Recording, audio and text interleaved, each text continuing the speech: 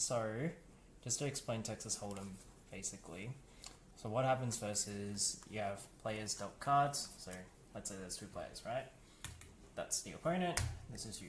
So obviously you keep the hands privately, but in this case I'm just going to turn it over. There you go. I've got two cards. Now the other player also has two cards. So there you go. I'm not going to explain all the betting rules and all that jazz. I'm just showing you how it basically works. Now, for the purposes of this, I'm going to skip burning the cards, because burning the cards requires you to discard a card, and that makes it really hard to work out the probability. We're just going to assume it doesn't burn the cards, so we'll just flip it over. Alright. So this first set of cards is called the flop. You've got three cards shown straight away, and then you can kind of make combinations with it. You still don't show your hand because you're doing all this gambling stuff. I'm not going to explain that.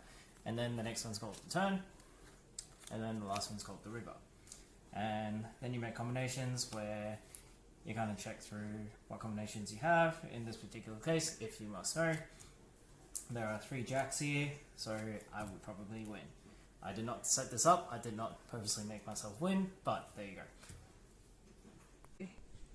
Alright, so according to the question, you're now looking at a 52 card deck. So we've got jokers here, we'll take those out. And then it says you have three cards face up. It says you have two hearts and one diamond. So we'll take out two hearts and one diamond. Okay, so that's the flop. You then have two diamonds in your hand, so you have a total of three diamonds. So we have five diamonds that make a flush. Now, one of the tricky parts of this question is it tells you that there are 47 cards left.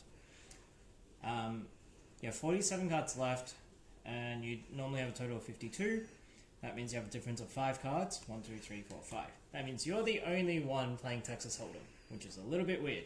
Anyway, we'll keep going. So remember, in your hand, you will always be stuck with two cards. Those don't change, and then the cards just come out here. So you want to know the probability that the next two cards face up are both diamonds.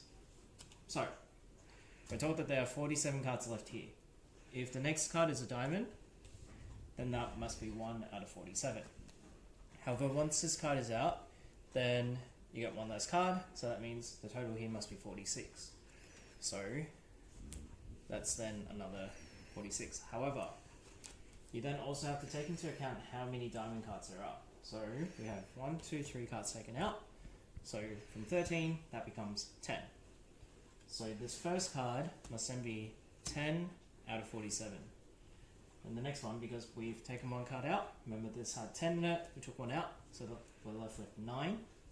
So this must then be 9 out of 46. So then to work out the probability, you simply multiply those two together.